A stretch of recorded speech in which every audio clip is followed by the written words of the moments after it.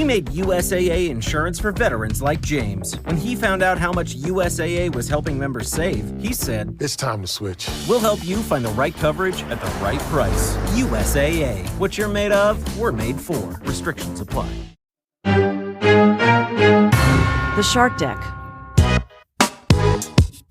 I'm Johnny Mac with your daily comedy news. Late night on strike. The Late Bot says tonight marks the end of Succession, the show that made us all feel grateful for our own dysfunctional families. It's like therapy, but with more money and Cousin Greg. The ending of Succession has everybody talking, just like that infamous Sopranos finale. Cousin Greg better hope they don't invite him out for ice cream. Barry also ends tonight. Bill Hader told the LA Times, "You're always trying to write what's honest for these characters as opposed to fan service. I've done fan service and the show immediately spits it out. We did something, I can't say what it is, in the finale. I wrote it and Sarah said, 'Why are we shooting this?' But that's good. Hopefully you create an environment where people can come up to you and go, 'This stinks.'" I put together today's show very early on Friday morning. There was still almost no reviews available for Bert Kreischer's The Machine. I find that very suspicious, but at 8 a.m. on Friday, Rotten Tomatoes audience score was 99%.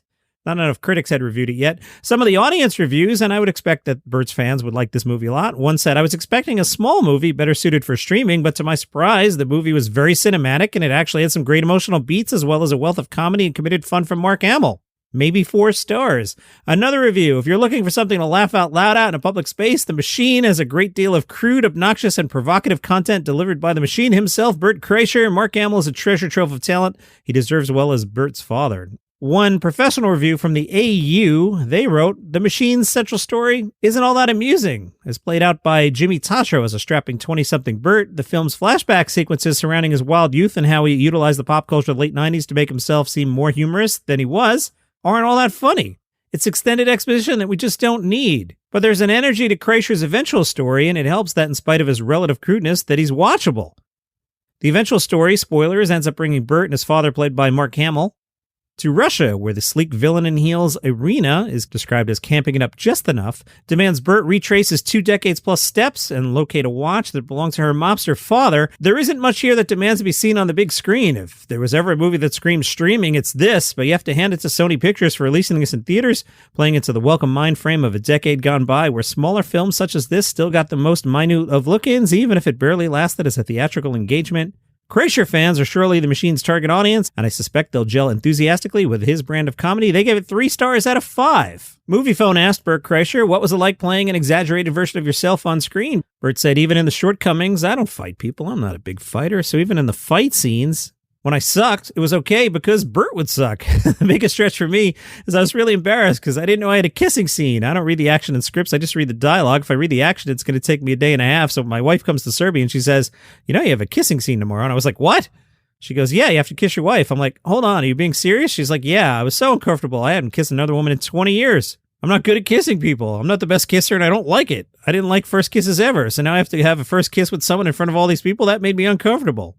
He said he didn't even pitch this movie. Did I do the story already? I can't remember because I did a lot of shorts for YouTube and I did the weekly comedy thing, which is my weekly show on the Live One app. New episode out today, so forgive me if I did this one already, but I'll do it quick. He didn't pitch the movie. He pitched 2 others. The suit at the movie studio goes, "Well, I'll make a movie with you. What one do you want to make?" Bert says, "If you're telling me I get to make a movie, I want to make The Machine." The guy's like, "Well, why didn't you pitch that?" And Bert says, "I don't know." Part of me is like, what if it's a big hit and then I get kidnapped by the Russian mafia? The suit guy goes, "Sold. That's your movie. It's Godfather Part II meets The Hangover. I love it." That's some high praise for the movie. Moviephone lists other movies similar to The Machine. Moviephone algorithm. I think you've lost your mind here. You ready? Here's the list. The Godfather and The Godfather Part II. You know, the 2 movies sometimes considered to be the 2 greatest movies of all time. Yeah, The Machine is just like that. They also compared it to The Godfather Part III, which you can't even compare to The Godfather Part II, so I'm not sure how this works. Also on the list, The Hangover Part II, The Hangover Part III, which sight unseen, I'm going to guess it compares to The Equalizer, John Wick, and clearly, Sebastian Maniscalco's About My Father. I'm not sure about your list there, Moviephone. Sarah Silverman's special debuted on HBO last night. She was on the Last Laugh podcast. In the special, Sarah jokes about how some of her humor might be selling out her culture for laughs. At one point during the special, spoilers, Sarah asked the audience to name the book that Adolf Hitler once wrote. She said, "Some of the non-Jews, I feel like, answered that as well." The answer, Mein Kampf, she translates it to My Struggle and jokes, "My struggle. Is there a more Jewish-sounding book than actual Hitler's book?" She says, I'm selling out my culture for laughs. I mean, if you think about it, what could be more authentically Jewish? I'm sorry, I can't help it. It just makes me so much money. Tig Notaro canceled a performance. This is making me go, what's going on here? It's just odd to me. She has canceled her performance at the Walton Arts Center. That was going to take place during the Northwest Arkansas Pride events. The reason given was a scheduling conflict. Now, in my experience in the entertainment industry, scheduling conflict is usually code for how do I get out of this gracefully? Maybe she booked a movie. Who knows? It was scheduled for June 23rd. That's also when the Trans March and Trans Fest were scheduled in Fayetteville. We'll see what lands on Tig's schedule on June 23rd. The New York Times wrote about naked stand-up comedy. Billy Procida is the 33-year-old producer and host of The Naked Comedy Show. It's exactly what you think. You do comedy, but you don't wear clothes. The second time he performed nude, the woman he lost his virginity to showed up. At least she knew what it looked like. He bombed. He said, bombing is embarrassing, but bombing naked is the worst thing that can happen. He says, for a good night of clothed comedy in Brooklyn, it can be tough to draw a crowd, but starting last September, the Naked Comedy Show sold out 10 days in advance. He now stages 2 nights every month, and most have sold out. He books veteran comics, the kind that have done sets on late-night talk shows. Their material tends not to be that different from their regular gigs. He looks for diversity, not just in race, gender, and sexual orientation, but also body type, and says, it's nice not to have 5 ripped comics on one bill. Main criteria, are you funny? One comedian, Dwayne Cullen, was in the middle of a set. He stopped. He was pretending to forget a joke. He bends over, and he grabs a small square of paper to remind him where the joke is. Oh, where was the paper hidden? Under his foreskin. You're no stranger to success, and now you're ready for more. An online graduate degree from ODU Global gives you the tools you need to take your career to the next level. Right now is a great time to get the boost you need for bigger things. Get started on your next degree with ODU Global today. Hi, my name is TJ, and I host a daily radio show. I have a bunch of friends that join me for it every day, and believe it or not, we all still see hope in humanity. Are you one of these people too? We want to hang out with you. Just search for The TJ Show on your favorite podcasting platform, or join us at thetjshow.com. We would love to have you being hopeful about humanity with us. Here's a quick sample of what the show sounds like. Hey, welcome to The TJ. As you can tell, you need to hear more of it. Search for The TJ Show, and we can't wait to meet you. All right, it's the last day of the New Zealand Comedy Festival. I'm going to miss you. I've played this guy before, Takashi Wakasugi. I played him when we were looking at the Sydney Comedy Festival. I like him a lot. His show is called Welcome to Japan. And I found a few other unnecessary plan B in Australia. You are in trouble. First, vaping.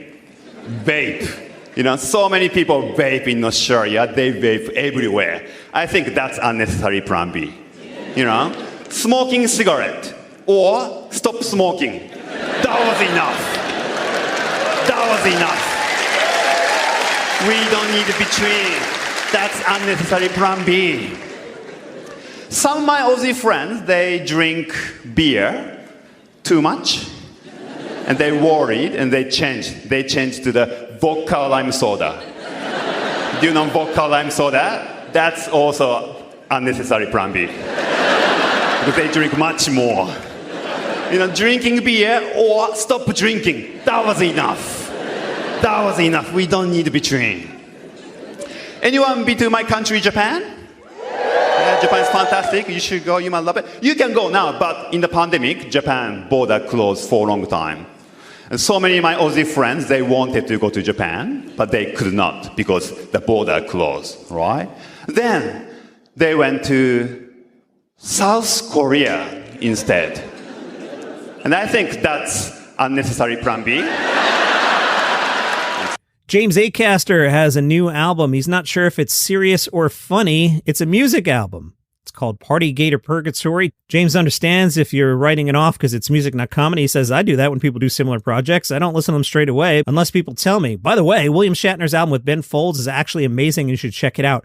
Amen on that. The William Shatner version of Common People is an epic record that will just bring you joy. William Shatner, Common People. Pause this podcast. Your phone's in your hand. Go grab that song right now. William Shatner, Common People.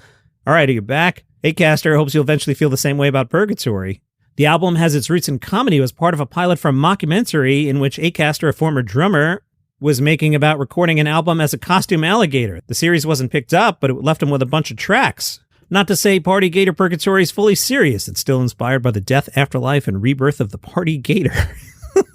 But the Times says it's also surprisingly polished, dynamic, and times poignant. Acaster says just lives or dies by its own merit and how good it actually is, and that's it. And I'm comfortable with that. And that's your comedy news for today. Follow the show for free on Apple Podcasts, Spotify, YouTube, wherever you get your shows. See you tomorrow. Who doesn't like vacations? Do you need some inspiration for your next road trip? Are you excited to get out there and explore the world again? Hi, I'm Johnny Mac. My podcast is called Travel is Back. Travel is Back is travel for regular people. We hop in the car, we fly coach, we use our miles, we eat at normal places, we stay at normal places. So what I do is I hop in the car, I grab my portable recorder, and I go somewhere. Season 3 kicks off with a road trip to Key West. You can check out the back catalog. There are popular episodes covering Chicago, Nashville, Vancouver, Seattle, a whole bunch more. Travel is Back, road trips for regular people. Follow the show on Apple Podcasts or wherever you get your shows. These are quick, these are casual, and it's for regular people like you. Travel is Back. You're no stranger to success, and now you're ready for more. An online graduate degree from ODU Global gives you the tools you need to take your career to the next level. Right now is a great time to get the boost you need for bigger things. Get started on your next degree with ODU Global today.